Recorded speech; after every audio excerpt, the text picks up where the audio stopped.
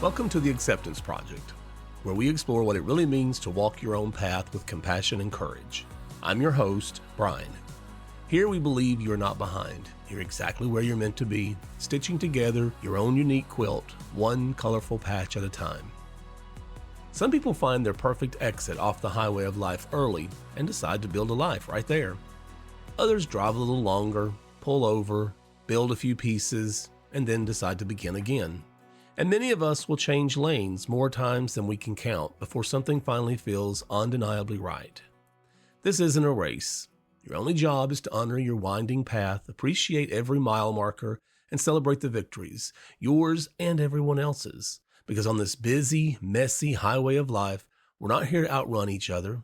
We're here to travel together, adding our own vibrant threads to a shared, ever-growing quilt. So take a deep breath, be gentle with yourself, and let's keep inspiring kindness, connection, and acceptance, one story at a time.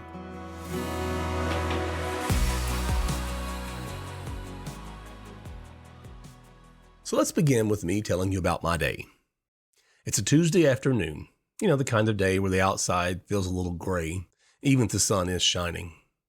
I'm kicked back in that old comfortable couch, the one with the slightly faded armrest, wearing my favorite sweatpants, the ones that have seen better days but are perfectly broken in. I pick up my phone, almost like a robot, without even realizing it, and the light glares in my eyes as if I'm passing an 18-wheeler in the dead of night. And there it is, that familiar scroll.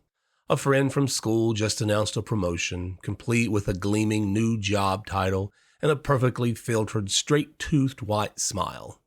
Another post shows someone I vaguely know, keys dangling from their hand, beaming in front of a sparkling new house with a pristine white fence, on their third vacation this year, with a beach that has impossibly clear blue waters, captioned, "White sand beaches are all I want for Christmas."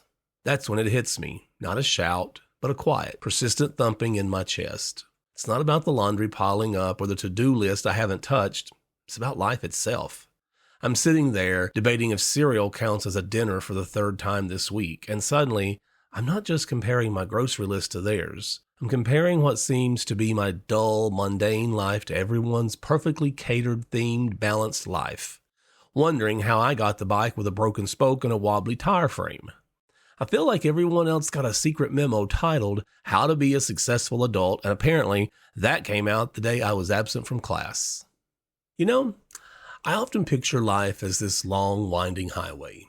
The asphalt hums under the tires, and as ironic as it seems, "Life is a Highway" is blaring on the radio station that seems to fade in and out, much like my attention span. And sometimes the sun glints off the rearview mirror, reminding me that I'm exactly where I'm supposed to be. I'm not behind, I'm right on time. Maybe I took a few off-ramps on this highway of life, pulled over to check out some unexpected scenery. Maybe I found a quiet little diner with the best pie I'd ever tasted and decided to linger for a while. I built a cozy little house there, survived a few unexpected storms, and learned how to patch a leaky roof with nothing but duct tape and a whole lot of grit. Now I've decided to travel a little farther down the road. And then comes the trap. I'm cruising past exit 42, and there it is. A perfectly manicured lawn, a gleaming white fence, those 2.5 smiling children playing in the yard, and a shiny soccer mom SUV parked neatly in the driveway. And just like that, social media pops in my mind, a giant flashing billboard. Look at them. They built farther down the road. They must be ahead of me. It's easy to start judging my own mile marker by someone else's exit sign. But the truth is, that was simply the place they decided to stop. That exit worked for their story. I'm traveling my own road now, and not every exit is going to be the best place for me to stop. Some exits are for me, and some are just pretty to look at as I pass through. My grandpa used to say, "I feel like I've carried roosters to Harlan," when he felt like he'd gone a long way with a lot of effort, but maybe not in the most direct line. And sometimes that's just how the highway of life feels, isn't it? I'm not late. I'm living a different route. Social media, in my ideal world, should be a beautiful, dog-eared scrapbook, a place where you flip through cherished memories, maybe a faded photo of a silly haircut, a ticket stub from a forgotten concert, or a handwritten note from a loved one. But instead, it often morphs into a giant flashing scoreboard, the kind with bright lights and numbers ticking up. You're not just seeing snapshots, you're watching a highlight reel of everyone else's wins. There's the friend announcing a big promotion, their smile perfectly polished, the engagement ring sparkling just so, the incredible fitness transformation that makes your own gym shoes feel suddenly very heavy, the "I finally did it" posts that echo with triumph. And as you scroll, a little voice inside whispers, "What about my scoreboard?" What you don't see flashing across that digital board are the quiet, difficult moments, the sleepless nights, the doubts they wrestled with in the dark, or the credit card bill that arrived after that dream vacation. You're taking their one shining, curated moment and stacking it against your own messy, average Tuesday. It's no wonder that familiar feeling of being behind creeps in. You're essentially pitting your entire complex life against their carefully selected best 15 seconds.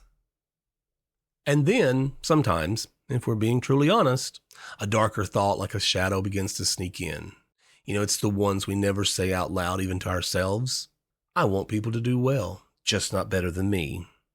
It lives in those quiet, tucked away corners of our mind, a little whisper we try to ignore. There's that almost involuntary flinch or that subtle twist in our gut when someone else announces a big win. Maybe we clap or smile or maybe even offer congratulations, but secretly, deep down, we're wondering, when is it my turn? When will that spotlight shine on my achievement? This is where true compassion needs to step in, not just for others, but for ourselves. We live in a culture that shouts almost constantly, be the best, be the first, be the most. There's no wonder our brains keep turning life into a competition, a race with one finish line. But life isn't a race. It is a patchwork quilt stitched together from our life's moments, mistakes, and little miracles. None of us are the same. We each bring different ideas, unique dreams, varied aspirations, and deeply personal morals and values and abilities. We constantly celebrate the amazing differences in this quilt of life, saying they make the ride more enjoyable and the scenery more beautiful. So what if we truly believe that about our own achievements as well? What if we celebrated every achievement, big or small, as another vibrant patch in that same beautiful quilt instead of treating them like a scoreboard? So when that feeling of being behind still whispers, remember this. It doesn't mean we are failing. It means we are noticing. We are noticing that sometimes there is a gap between where we are right now in this very moment and where we wish we were. But that gap, that little ache in our heart, it's not proof that we are broken or that our unique patch in this quilt of life is somehow flawed. It's proof that we care. We care about our journey, our growth, our purpose. Maybe we took a longer route because we were caring for someone we loved, holding their hand through a difficult season. Maybe we consciously chose the quiet comfort of stability over the glitzy promise of status. Or maybe, and this is so often overlooked, we were simply healing, surviving, discovering who we are, patiently stitching together the pieces of our authentic self so that when we finally do build something, it's a perfect, comfortable fit for our unique life, not just someone else's expectations. We are not behind, we are becoming. We're not late, we're layered. And this road that has brought us to this exact spot, with all its unexpected wrong turns, breathtaking scenic routes, and yes, even those questionable gas station snacks along the way, has gifted us something no shortcut ever could. A profound and deeply personal perspective, a unique pattern of our very own quilt. Now, with that profound, layered perspective in hand, let's talk about some practical ways to genuinely feel proud of our own achievements while still cheering wholeheartedly for others. One incredibly powerful way is to keep a quiet wins list. We often unconsciously dismiss our own progress because it doesn't arrive with confetti cannons or a viral social media post. We tend to overlook the tiny, significant victories that truly shape our days. So grab a notebook and let's start a list. Let's call it Quiet Wins. And on it, write down those moments that might not be Instagram friendly but are deeply meaningful to you. Things like, I finally made that phone call I've been dreading for weeks, or I set a boundary that felt uncomfortable but I held firm, and my peace is now protected. Or even, I finished that class, wrapped up that challenging project, or had that hard conversation I kept putting off, and I can feel the weight lift from my shoulders. Look at that list, truly see it at least once a week, especially after you scrolled past someone else's highlight reel. It's a gentle but yet firm reminder to your brain that your life isn't empty. It's not just always designed for public consumption. When you actively acknowledge your own quiet, steady progress, you're far less likely to feel threatened by someone else's louder successes. Their win doesn't erase the stitches in your own quilt. It just means good things are happening in more than one lane. Another great way to navigate that scoreboard feeling is to practice a new thought consciously, or a quiet reminder. Their win, our possibility. Think about it. When someone shares good news, maybe that friend from college with the big promotion or a family member finally holding keys to their dream home, our old programming might instinctively whisper, "Lucky them, why not me?" But what if, instead, we stopped that thought and gently redirected it? What if, in that moment, we actively chose to think, their win proves what is possible in this world? When a friend celebrates a promotion, it's not a judgment on my career path. It's a vibrant, living testament that growth is possible. When a family member buys a house, it's not a reminder of what we lack. It's proof that stability and a sense of home is possible. When someone bravely shares a healing journey, it's not a spotlight on our own struggles. It's an indication that profound change and resilience are possible. You can even say it out loud to yourself, a soft, powerful affirmation. Their win shows what is possible, not what is impossible for me. In this way, you literally feel the energy shift, transforming that sting of jealousy into a spark of genuine inspiration. You stop treating their success as a harsh verdict on your own life's quilt, and instead, you start treating it as undeniable evidence that wonderful, amazing things can and do happen. A third and truly heartwarming way to weave joy into our own quilt is to compliment specifically, not competitively. Think about it. When someone shares an achievement, our default, almost robotic response can often be a quick, "Congrats." It's polite, but it often feels like a sort of a fleeting nod across that invisible scoreboard. But what if we pause for just a moment longer? What if we went a step further and instead offered a compliment that truly sees them? Imagine saying, "I'm so incredibly proud of how hard you've worked to achieve that goal, even when it felt impossible." Or, and maybe the most powerful of all, "Hey, seeing you go after that goal with all your heart reminds me that I need to put the same effort into achieving my goals." These specific compliments do something magical. They help us see the other person as a human being like us, not just a competitor on a scoreboard. You're not just acknowledging the outcome, you're honoring the effort, the grit, the quiet moments of struggle that led to their success. You feel that internal shift, moving from a "they won, I lost" mentality to a powerful "they worked, and I can learn from that." You're not shrinking yourself in their light, you're expanding your own capacity for joy, joining wholeheartedly in theirs without comparing a single mile marker on your road. And finally, another profound way to nurture our self-acceptance is to name our season, and then give it the deep respect it deserves. Take a quiet moment, perhaps a deep breath, and truly ask yourself, what season am I in right now on my patchwork quilt of life? Maybe you're in a vibrant building season, meticulously adding new stitches and patterns, or perhaps it's a tender healing season where the most important work is happening gently beneath the surface, mending old tears.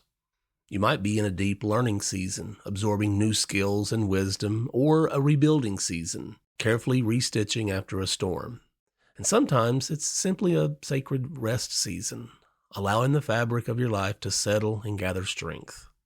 When you name your season, you instantly give context to your progress. Of course, if you're in a quiet, healing season, your life is going to look dramatically different from someone in a bustling highlight season. You wouldn't stand in front of a construction zone, dusty and still taking shape, and judge it for not looking like a finished, gleaming building now, would you? So instead of beating yourself up for not being at someone else's exit on the highway, you can gently and yet firmly say, "I'm happy for them in their season, and I'm honoring where I am in mine." You're not just accepting, you're respecting the vital, often unseen work that is happening right now in your own lane, on your own unique road. I appreciate you taking the time to join me today. If this episode was helpful to you, consider sharing it with someone who might need to hear it also. And if you haven't already, please like and follow the show so you don't miss future episodes. I'd also love to hear from you. Have a thought, a comment, or an idea for a future episode? Send me an email at podcast@bridgingsuccess.com. Before we go, just remember, your road is unique. Travel it with self-compassion, embrace every stitch of your quilt, and together, let's inspire kindness and acceptance along the way. Until next time, take care of yourself and take care of one another.